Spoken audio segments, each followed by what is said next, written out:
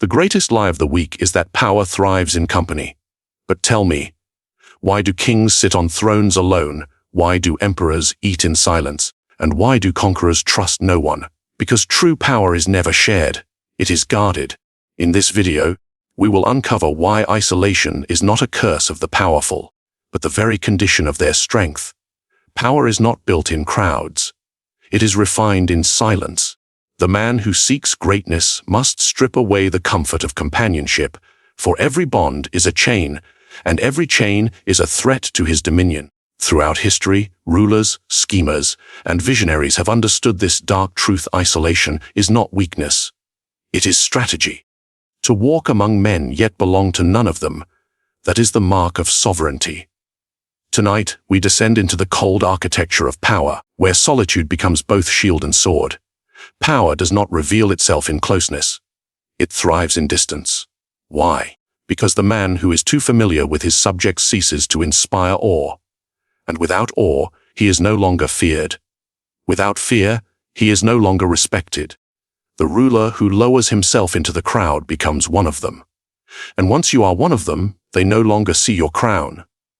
They see your flaws, they see your weaknesses, and they never forget them. Consider the great emperors of Rome.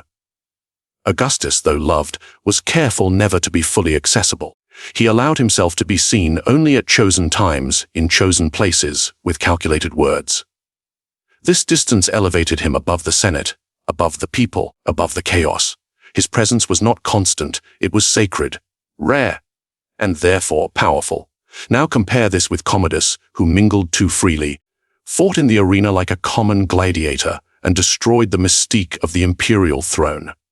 The people laughed at him, mocked him, despised him, and when the moment was right, they struck him down without hesitation. Do you see the difference? Closeness breeds contempt. Distance breeds reverence. Psychology confirms what history has always shown. Scarcity increases value. What is rare is desired, respected, even feared. What is common is overlooked. This is why the powerful man hides behind walls, behind layers of ritual, behind the veil of silence. His distance is his shield. Think about your own life. The boss who is too friendly loses authority. The leader who shares every thought becomes predictable, vulnerable. The manipulator who reveals his tricks is no longer dangerous. And the man who is always available becomes invisible. So I ask you, how much of yourself do you give away to others? How accessible are you? Do you let everyone know your habits, your weaknesses, your desires? Or do you hold back, keeping parts of yourself hidden, untouchable? The answer determines whether you command respect or lose it. Even in the art of war, distance is a shield. A general never reveals his entire strategy. He conceals his movements, separates himself from the ranks, and commands from a vantage point unseen by the ordinary soldier. The men look up to him, not because they know him, but because they cannot fully grasp him. His very absence makes him appear larger than life. And this principle extends beyond thrones and battlefields. In the realm of relationships, the same law applies. The man who is always present, always giving, always accessible, he becomes taken for granted. The lover who distances himself, who withholds, who chooses silence at the right moment, he is the one who ignites desire, who maintains power. Do not mistake this for arrogance. It is strategy. It is survival. When you create distance, you create space for imagination, and imagination is more powerful than reality. People will invent stories about you. They will exaggerate your abilities. They will fear what they cannot confirm, and that fear becomes your invisible army. Louis XV of France understood this well. The Sun King placed himself at the center of ritual, always seen, yet never truly known. Every movement was choreographed. Every word was calculated. No subject could forget his majesty, for they never saw the man, only the monarch. It was not closeness that secured his reign, but distance. Contrast this with the countless weak rulers who sought to be friends with their people. They confused love with loyalty. They gave away their authority for the illusion of affection. And in the end, their so-called friends betrayed them. Here lies the bitter truth. You cannot be both loved and obeyed. To be obeyed, you must inspire fear, or at least respect. And respect is only maintained when you hold yourself above the masses, untouchable, unreachable. Distance, then, is not loneliness. It is armor. It is strategy. It is the invisible wall that keeps your enemies guessing and your followers devoted. Ask yourself, would you rather be liked casually or revered absolutely? Would you rather blend in or tower above? The weak choose companionship. The strong choose distance. And the powerful, they weaponize it. Remember this: the moment you step too close, the moment you make yourself too familiar, you strip yourself of the very aura that sets you apart. You hand your enemies the weapon they need to destroy you. Distance protects. Distance magnifies. Distance commands. And in the end, the man who stands apart is the only one who truly rules. But distance alone is not enough. It must be paired with another weapon. One even more dangerous. One that turns the absence of trust into a throne of control. They tell you that friendship is sacred. That trust is the foundation of loyalty. That bonds of affection make you stronger. But history whispers a colder truth. The blade that pierces deepest is the one held by a friend.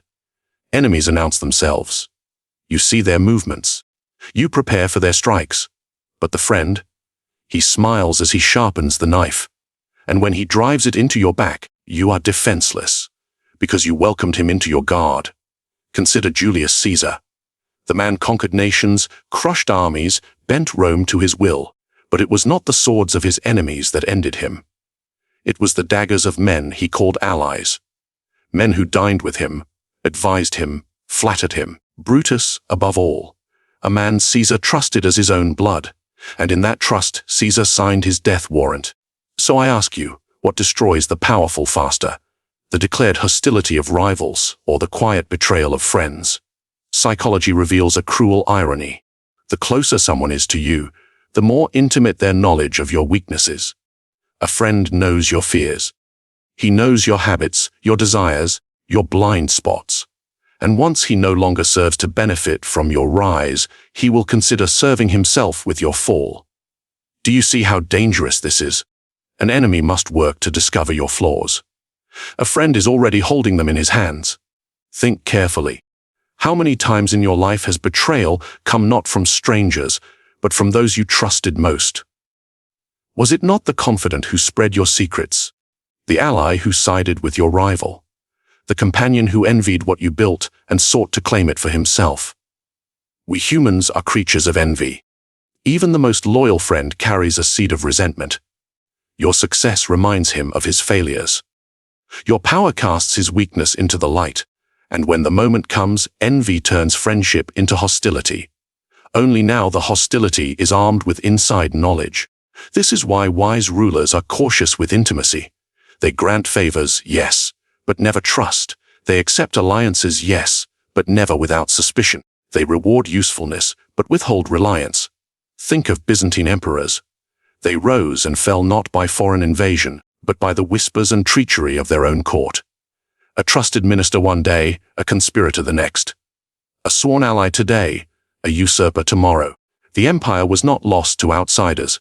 It was consumed by insiders. And yet, the masses continue to preach the lie of friendship. They tell you that you need allies, brothers, companions. But is this not a weakness? If your strength depends on others, then you are not strong at all. You are hostage to their loyalty, which can turn in an instant. Even in personal life, the same principle applies. How many lovers claim eternal devotion, only to abandon you when the winds shift? How many friends cheer for you in times of comfort, yet vanish in times of struggle, or worse, rejoice in your downfall? Ask yourself this: would you rather walk alone with certainty, or walk surrounded by companions whose intentions you cannot control? This does not mean rejecting all bonds. No, that would be foolish. You must use alliances, but use them as tools, not as anchors. Let others believe you trust them, while in truth you remain cautious. Smile at the banquet table, but keep your hand near the sword. Accept loyalty, but never depend on it. Remember, the man who trusts blindly is already defeated. The man who doubts wisely cannot be surprised. There is power in cultivating distance even within friendship. Give your allies rewards, but never full confidence. Give them praise, but never full access. Keep them useful, but never essential. That way, when envy emerges, and it always does, you will be ready, shielded by your foresight. And if betrayal comes, as it surely will, you will not fall like Caesar. You will be the one holding the dagger first. Understand this, wealth. Your true enemy will not come from outside your walls.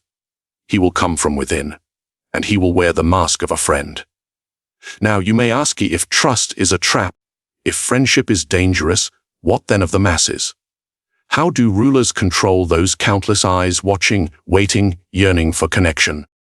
The answer lies not in friendship, but in illusion. Human beings crave belonging. They cling to family, community, and nation. They march in crowds, chant in unison, and convince themselves that unity gives them strength.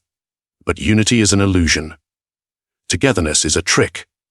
And the powerful man knows how to exploit it. Ask yourself, why do rulers invent ceremonies, parades, and symbols? Why do priests bind men in ritual? Why do politicians shout slogans that echo in the streets? It is not because the masses are strong. It is because they are weak and must be given the appearance of strength. Crowds believe they are powerful when they act as one. But in truth, each individual surrenders his will to the group. His courage is not his own, but borrowed from the collective noise. Strip him from the crowd, and he is nothing but a trembling voice.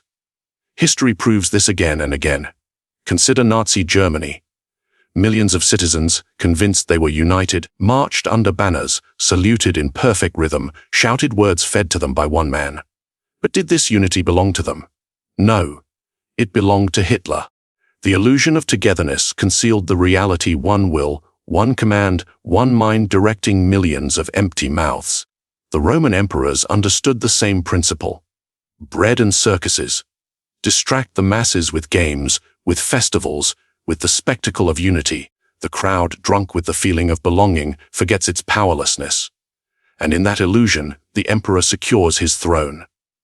Even today, you see this strategy at work. Corporations speak of teamwork, yet only a few at the top truly benefit. Nations preach unity, yet it is the rulers who gain from the sacrifice of soldiers. Social movements promise equality, but behind the curtain, power collects in the hands of the clever few. And still the people believe. They must believe. Because the human heart fears isolation. Man is terrified of standing alone, of facing the abyss of solitude. So he clings to symbols, banners, and empty words that make him feel part of something greater. But let me ask you, if you join the crowd, whose strength are you really serving? Yours or theirs? When you march with the masses, are you rising in power, or are you surrendering your individuality to the one who commands them? Psychology calls this groupthink. The individual mind dissolves in the collective. Men accept absurdities they would reject in solitude. They perform acts they would never commit alone. The crowd makes them feel strong, but it also makes them controllable. And this is the paradox of togetherness. The crowd feels invincible, yet it is easily led. The group feels united, yet it is fragmented the moment leadership falters. Togetherness is a mask that hides weakness, and the ruler who understands this can bend entire nations to his will. Do not misunderstand me. The illusion of togetherness is not worthless. It is a weapon. But it is a weapon you must wield, not submit to. If you are wise, you will never lose yourself in the crowd. Instead, you will stand apart, observing, calculating, controlling. Let others believe they are strong in their unity, while you remain the silent architect behind their chorus. Smile as they cheer, knowing their voices do not belong to them, but to you. Alexander the Great mastered this art. He convinced his soldiers that they were invincible as one body. Yet it was his charisma, his vision, his illusion that bound them together. Without him, the unity collapsed. The army fragmented, the empire broke apart, the illusion of togetherness died with the man who created it. So here lies the truth: the masses need unity like a drug. You, however, must never become addicted. Stand above the illusion. Use it, shape it, manipulate it, but never believe it. Because the moment you believe in the crowd's strength, you are no longer its master. You are its slave. The wise ruler, the strategist, the manipulator, He knows the people want to feel together, not to be together. Give them banners. Give them chants. Give them rituals, but never give them real power. Keep the illusion intact, while the reality belongs to you alone. So I ask you, are you among the herd, shouting the words of another man? Or are you the one who writes the words they shout? The illusion of togetherness is not the end of the game. It is the beginning. Because once you master it, there is a sharper weapon still. Not the illusion of unity, but the weapon of distance, turned into fear. Isolation is not only protection, it is not only armor, it is a weapon. When wielded with precision, it magnifies your power. It transforms silence into authority. It turns absence into fear. Why? Because distance does not merely keep others away. It forces them to come to you, and when people must move toward you, they do so on your terms, not theirs. Think of the Pope seated in Rome. He does not travel to every peasant who calls his name. They journey to him, kneel before him, and wait for his words. His isolation becomes influence. His absence creates demand, and demand breeds reverence. Psychology calls this the principle of scarcity. The less available something is, the more people value it. The less they see you, the more they long to. The fewer words you speak, the more heavily they weigh. The rarer your presence, the more unforgettable your shadow. Now ask yourself, are you always available to others? Do you answer every call, respond to every request, show yourself at every gathering? If so, you diminish yourself. Your presence becomes ordinary, expected, disposable. But the man who withholds, who appears rarely, who forces others to wait, he commands attention. His absence makes his presence an event. Consider Stalin. He often vanished from the public eye, retreating behind walls and secrecy. Rumors swirled. Was he ill? Was he plotting? Was he watching from the shadows? The uncertainty fueled fear, and fear gave him control. Even silence became a weapon in his hand. Or think of kings who refused to speak directly to their subjects. Their words filtered through ministers, through rituals, through stages of ceremony. The distance itself magnified the throne. When the king finally spoke, every ear bent, every heart raced, for the weight of his isolation pressed upon every word. Isolation amplifies mystery, and mystery breeds both fascination and dread. The masses fear what they do not understand. They respect what they cannot reach. And this applies not only to rulers and monarchs, but to you. In the realm of relationships, influence grows not from constant presence, but from calculated absence. The lover who is always near becomes familiar, predictable, unremarkable. The lover who withholds, who disappears, who returns only when he chooses. He becomes unforgettable. Desire is kept alive not by closeness, but by distance. This is why leaders, manipulators, and seducers alike understand one truth: never give yourself fully. Keep part of yourself hidden, untouchable, unreachable. That shadow is what keeps others in your orbit. But beware, distance alone is not enough. You must control the story that fills the silence. When you are absent, people will invent explanations. They will whisper, speculate, exaggerate. This is power, if you know how to direct it. Take the example of Kim Jong-un. For weeks he disappears. The world speculates. Has he died? Has he fallen? Has he grown stronger? When he returns, the silence magnifies the spectacle. His absence makes his reappearance thunderous. Do you see the principle? Isolation feeds imagination, and imagination unchecked always exceeds reality. So use your distance not as retreat, but as theater. Appear rarely, but decisively. Withdraw when expected, return when least anticipated. Every entrance becomes a command. Every silence becomes a speech. This is the paradox. The man who is always seen grows small. The man who is rarely seen grows vast. The absence of the sun makes its return glorious. Constant glare of the lamp makes it ignored. So I ask you, how do you wield your presence? Do you give it away freely? Or do you ration it, shaping the perception of others as carefully as a sculptor shapes stone?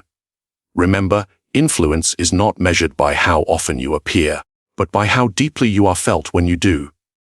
Isolation makes your presence unforgettable. Isolation forces others to reach for you.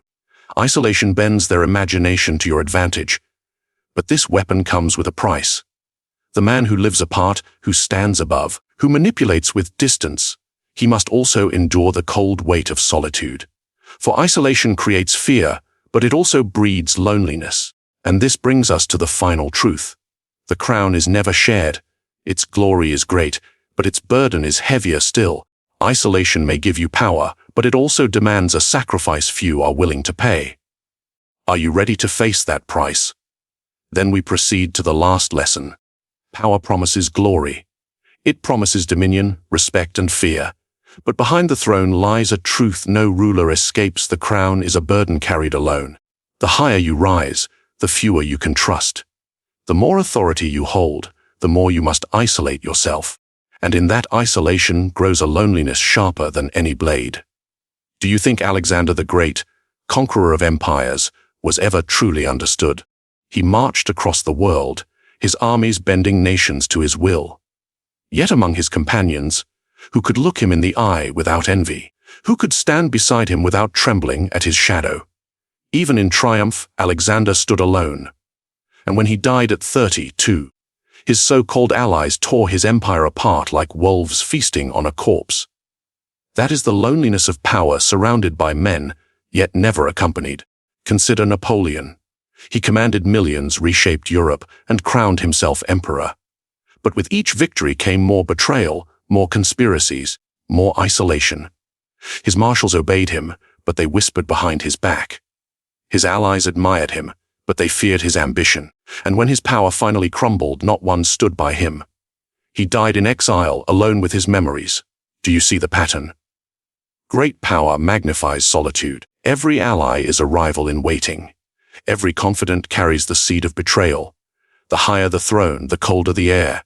But why? Because power is unnatural. Man is not built to command multitudes. Man is built to belong, to share, to bond. Yet the ruler, the manipulator, the strategist, he cannot indulge in this. If he does, he risks his dominion. To hold absolute power, he must stand apart. And to stand apart is to stand alone. Even psychology confirms this. The leader cannot confide his fears without losing authority. He cannot reveal his doubts without weakening trust.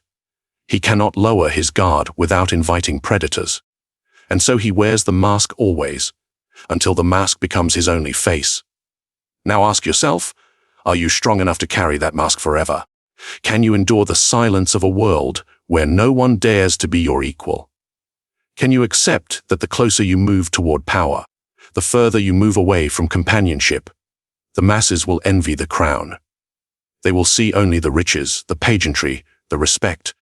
They will never see the cold nights, the empty chambers, the eyes of supposed allies that glitter with hidden ambition. They will never feel the paranoia that gnaws at the ruler's mind.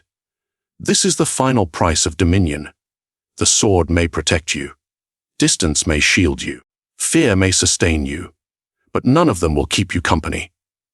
Look at history's loneliest figure, the Pharaoh of Egypt. Worshipped as a god, adored in ritual, surrounded by priests, generals, servants. Yet in truth he could speak to no one as an equal. Every smile he received was an act. Every word spoken to him was calculated. He was revered, but he was utterly alone. And so it is for every man who dares to sit above others. The higher you climb, the more you sever the bonds that make life warm. But you must sever them, for warmth breeds weakness. It blinds you to danger. It softens your resolve. Do you see now why so few men truly rule? Not because they lack ambition, not because they lack skill, but because they cannot bear the silence of the throne. The truth is, brutal power does not share itself. A crown cannot be worn by two. A throne cannot be sat upon by many. And so, the one who rules must embrace the emptiness that comes with it. You may think this loneliness a curse, but it is not. It is proof of your sovereignty. It is the shadow of greatness. The price paid by those who refuse to bow. So I ask you, will you choose companionship and remain ordinary? Or will you choose loneliness and become extraordinary? The crown is heavy, its jewels glitter, but its weight crushes. Few can bear it. Fewer still can carry it with dignity. But those who can shape history, they endure the solitude, and in that solitude, they wield a power the rest of mankind can only envy. Remember this: the throne is never crowded. It was built for one. And that is why, in the end, the greatest rulers dine alone. Power is never what it seems. The strongest rulers control not with chains, but with illusions. They let men believe they are free, while quietly guiding every step. The crowd shouts, convinced of its unity. The friend smiles, convinced of his closeness. The masses trust, convinced of their safety. But all the while, the hand of the strategist directs them unseen. This is the highest art of power, to command without appearing to command. To dominate without resistance, because they do not even realize they are being ruled. Ask yourself, do you wish to be one of the blind or one of the unseen architects? Do you want to live in the crowd or stand above it? The choice is yours. Now I ask you, leave your thoughts below. Do you agree, or do you resist this truth? Subscribe if you seek more strategies in the shadows, and share this video so others too may question the illusions that bind them. Remember, control is invisible, and so is true power.